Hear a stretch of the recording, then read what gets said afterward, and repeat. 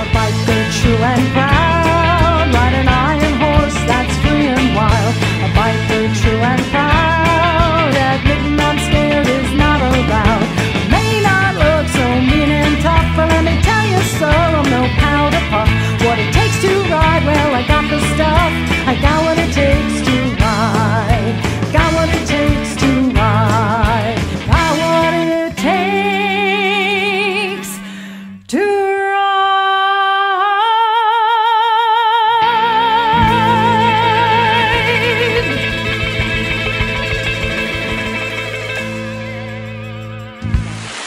Hi everybody, welcome back to another episode of It's Never Too Late, where we believe it's never too late to have some fun, to start something new, or follow your dreams. And we do a lot of dream building in this episode. But we don't live in a dream world. Aha, big difference. In this week's episode, we're going to show you what it's like to be a biker, to really feel that experience of being on the road, maybe hitting some weather that's not perfect. Listening to some music as you go. There you go. And we might even take you to a bike rally. Ooh, maybe Myrtle Beach? Maybe Myrtle Beach, we'll see. But first, we go visit our cousins Maria and Tony, who live in the Jupiter, Florida area. What a beautiful area that is. They promised us a boat ride, and on that boat ride we could build dreams. You can see. Oh, look at this. We're here in Jupiter, Florida. Look at the neighborhood. How glorious is this? I'm ready. This is Jupiter Island. This is the crazy rich. Okay, now, who used to live there was... You told me. Over there, Perry Como. Perry Como. That's a little teeny hut right there? Yeah.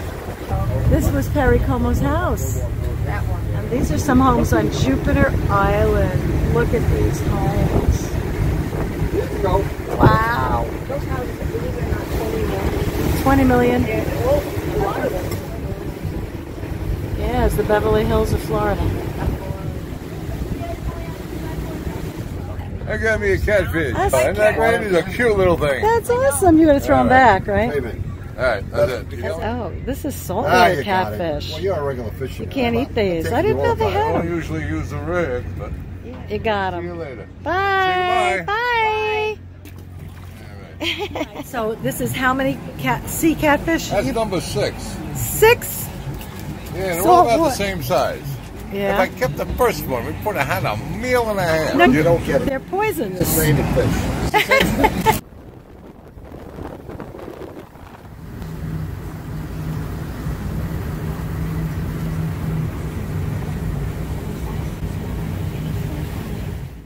So after a beautiful day, we got back to their lovely house, but Curtis still hadn't had enough fishing. All right, let's see. What do you have? I don't know, fish.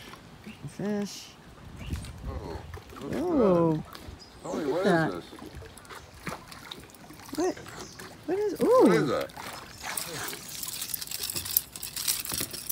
what kind of fish is that? I don't know. Amberjack? Is it good eating? Can you eat them? Not really. Aww. So we're taking a morning walk this morning, doing some more dream building in my cousin's neighborhood. And it is beautiful. I don't know. What do you think? You like that one better? Look at how beautiful this house is. Wow. Chris is looking at the mango tree. I think that's a mango tree. Oh yeah, that mango's all right. I think you can tell a neighborhood by its mailboxes. Look at this. It's all copper. How cool is that? He loves boats.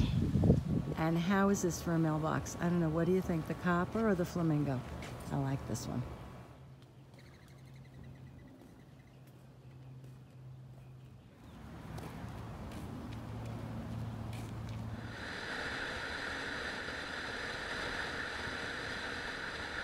So here we are.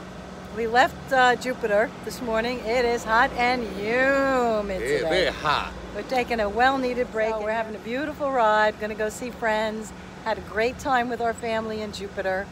And of course, we're on the road again. Yeah, yeah. Yeah, yeah. That's where we're happy. On the road. And I got to eat. I like to eat. Okay, we're going to count how many video clips he says he wants food. I didn't feed him. He's hungry. I'm smiling. I Oh, ate he's already. Love you. We rode from Jupiter to Cape Coral on the Florida Gulf Coast, where we visited our friends Jerry and Kristen. While we were there, they told us about Solomon's Castle, and it sounded so interesting, we just had to go see it. Hi, everybody. We are here at Solomon's Castle in Ona, Florida. We were at some friends yesterday, and they said you have to stop there on the way, so... Never heard of the place, but I heard some good things about it. We just met some people from Indiana who come down here regularly. They said it is beautiful. So we're going to go investigate. That's exactly what I was thinking. Anytime there's water here in Florida. Oh, it's a cute little bridge. Look at this. And snakes and spiders. All right. Don't creep me out. This is a nice little covered bridge. But it's true. Wherever there's fresh water around here, you have to watch out for gators and snakes. What'd you find over there? Trail. A trail. And this is the castle. Oh, look at that. I've been here 5 minutes and I get in trouble. My legs are getting tired and I'm hungry. Of course he's hungry. He's always hungry. Oh. And unfortunately, they won't let us take pictures inside. So you'll have to come and do that yourself. Yeah, but we'll tell you all about it when we get out. We take a 45-minute guided tour. So we wouldn't pose with his horse, probably because his tongue is sticking out. He didn't like the horse. But here's the only horse they got here, and it's white for my knight. He's my knight in shining armor. He didn't want to pose by the horse, though. He didn't like the horse. No, I didn't like that horse. It wasn't the kind of horse I would ride. Howard Solomon had an outrageous sense of humor, as you can tell when you see his artwork. He seems to have had a joke in his mind when he creates something, and he actually wrote what the tour guides say as they explain each piece of art inside the house. These are the knights that guard the castle. This one's a knight, and this one's day. An idea of some of the clever stuff that he did. Out of scraps, out of wood. Look at this, out of wrenches, made of fish. These aren't cannons, they're drainage pipes. And look at this pirate ship. We have to go on that. Boat. Yeah, it's a boat in the moat. Cannons there and everything. Look at this. Boat in 1990 after he had heart surgery. He finished in 1994. He said, on the front, our anchor with the shovels, that's for burial at sea. On the back of the boat here, Howard put a ledge so his wife could wash the windows. That was the day she left. We just found out that his daughter, Solomon's daughter, is just as artistic as he is. And she made a tree for a baby shower or a bridal shower, one of the two, inside the lighthouse. We're going to go in here now and you're going to see this. She made a tree inside. Look at this. Look at this. That's amazing. Who would think to make a tree out of paper like that? Talent. And it was handed down from Dad. Yeah. Talk about a talented man, starting at the age of 4. That's right, count them. 1, 2, 3, 4.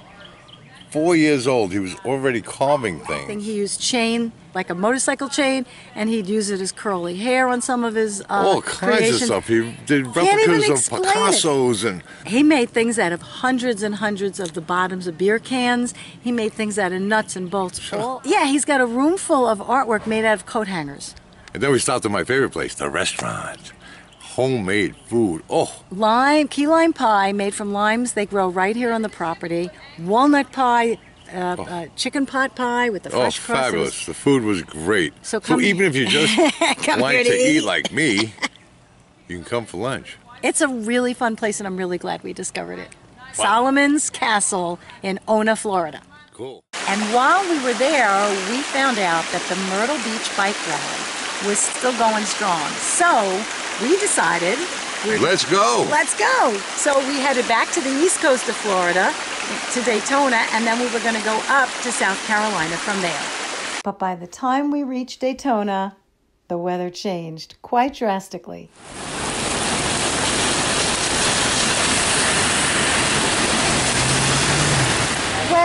get wet in a little rain, and it doesn't take long to get completely soaked if you forget to put your rain gear on, or you don't anticipate it. So here we are under an overhang, soaking wet. As you can see, my jeans and the boots are already getting wet. Kind of goes right into the boots. It gets the boots wet. Yeah, a little tricky to see out your windshield and your glasses. So we're going to stop for a minute. We're in Daytona now, and we're on our way up to Myrtle Beach, and we're going to put a little rain gear on. All right, put some rain gear on. Atta girl. A little tough when it's wet, ain't it? If I had thought of this at the last gas stop, I wouldn't be putting it on over wet jeans. You should have thought about that. You looked at the sky. I know. You see them clouds. Alright. The boots are already wet. Well, it's a good thing we stopped. I just heard some thunder. Yeah, it's pretty wet out there. I don't mind it though. Kind of cools you off. Good thing. We're having fun. Ain't we having fun? Yeah, listen to that thunder. Ain't we having fun? Yes, even with the thunder. Oh, we were saying we have a lot. I ate, I'm happy, so I don't care about getting wet. Isn't that great? All right. It's definitely slowing down. So we had a lot of rain going to Daytona, and it slowed us down a lot. So we didn't make it past Jacksonville. And the next morning, it was still raining. All right, so we left Jacksonville this morning in the rain again. It was 25 degrees colder than it was yesterday morning. Light rain. Fortunate. My fingers are numb and wet. Well, you're used to 90-degree weather. Oh what are you my on? gosh.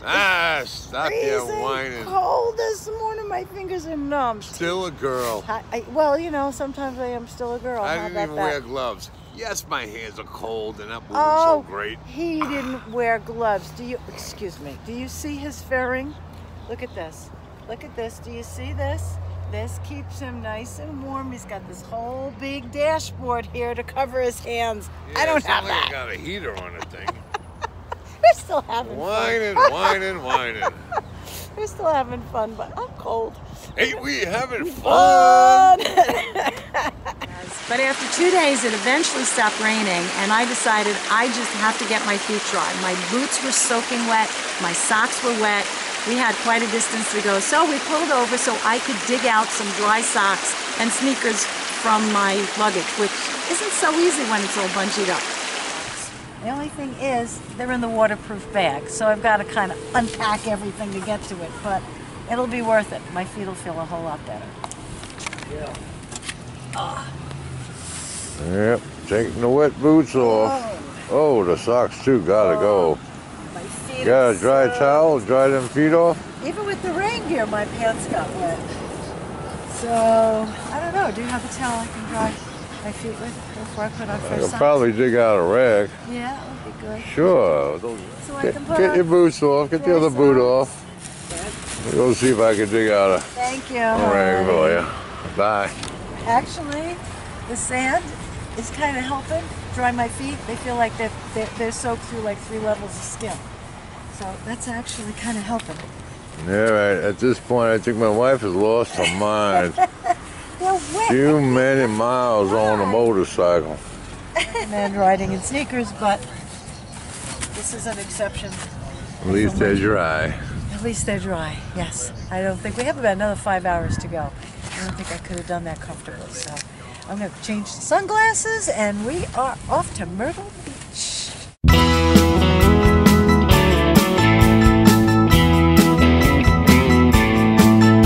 P.S. He told me I was insane, but I had the notion fixed in my brain. I was riding home at night and all alone, in rain, the pouring rain. It started to drizzle when I left the camp. Figured I might get a little damp. I went down on soggy grass and nearly lost my ass, but my style, it did not cramp.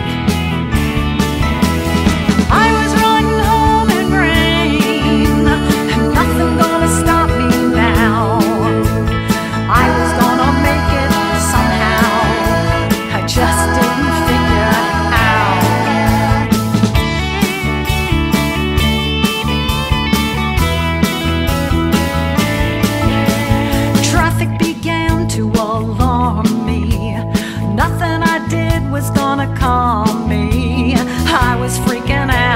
like the last road out for people escaping a tsunami.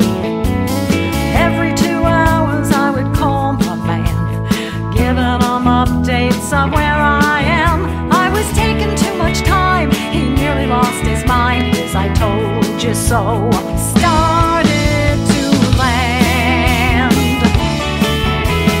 I was riding home in rain, no way I could stop now. No shoulder city highways, just prayed to get home now.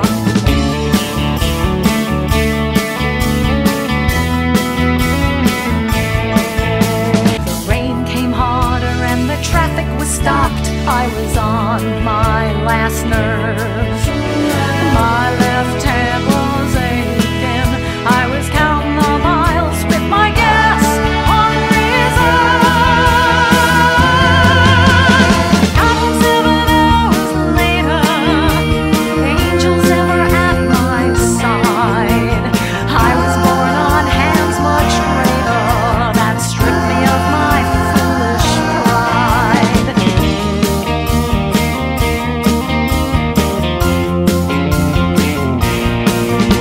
For keeping me safe, I thank the Lord again, whose ways I can't explain, who guides us with his love and sends us from above his blessings that flow like rain. I was finally home, decided on my own. You bet I'll never do that again.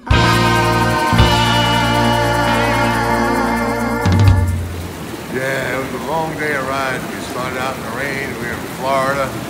It was cold and rainy, but it rained real light, so we just kept going. And now we're here in Myrtle Beach at the bike rally at our favorite place, and we're going into the hot tub.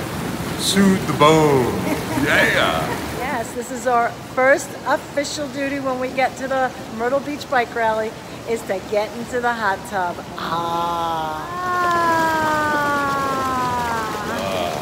Lovely. See you later. Now we are going to show you what it's like at a bike rally. And there is so much to see and do at a bike rally. Myrtle's Inlet. That's what we call Restaurant Row. What do bikers like to do? Eat! And that's where most of the rally takes place, is in Myrtle's Inlet. So we're going to go down there to Myrtle's Inlet and show you what it's like. You will see lots and lots of motorcycles. Every kind of custom bike you can imagine is going to be at the rally. And music. Bikers love music. And the vendors. There are vendors. That's why Galore. you will find anything at a bike rally. Ladies, if you like bling, you got to go to a bike rally, because you will find jeans with bling, hats with bling, scarves with bling, shirts with bling, everything with bling. Don't forget the pocketbooks, some that clip onto your waistline so you can ride while you're wearing it. And if you want something a little slinky, they got all kinds of slinky stuff there, and corsets and all kinds of wonderful things. If you're into that, just go to a bike rally and go shopping. What else can you make get there? friends. Oh man, it'll be so easy for you to make friends. Everybody wants to talk to everybody. That's true. That's where we met Dottie and Mike. And they loved Myrtle Beach so much, that area, they moved down there, and we visit them every time we're in the area. Bikers are from all walks of life. The one thing they have in common is a love for riding on two wheels. And when they come to a bike rally, they just let loose. It's all about having fun. So whatever it takes to have fun, you get to do it at a bike rally. That's right. You should do that anyway. Now, let me tell you about bikers' fun. On our third date, Curtis took me to a bike rally. And he said, oh, good, they're going to have burnouts. And I'm like, what's a burnout? It was an aerial burnout. Okay. That means they do it up on a platform in the air. A burnout is when the biker takes his bike, keeps the brake on, and revs the rear tire. It goes and goes and goes and goes, and of course when you do that to rubber, and what that happens, means it's spinning. It's spinning. Going, yeah, it's spinning. And it's smoking, and it's smoking more, and you've got burning rubber in the air till you can't see or breathe, until the tire finally pops and everybody cheers. The first time he took me to one of those, I was gagging. I was looking for fresh air, and I said to him once I caught my breath, is that what bikers do for fun? Yeah. They love it. So we watch it now from a distance, but that's what a burnout is. And bikers, you will find that at every bike event, they will do a burnout. Now, the aerial burnout that she first witnessed, they actually give you a piece of wood that you do your burnout on. So you get to go home with a souvenir. The piece of wood has like a burn mark in it, and that's your souvenir. Oh, and I might mention that these burnouts are usually sponsored by motorcycle tire companies who are right there selling their tires and the labor to put them back on your bike. You got to get home. So we're gonna let you experience all this kind of secondhand. So here we are in beautiful Surfside Beach for the Myrtle Beach Bike Rally. Right now we have to go look for some gas because evidently some of the stations are out. So we're going to do that first, have lunch with some friends, and then we're going to be at the rally. See you there.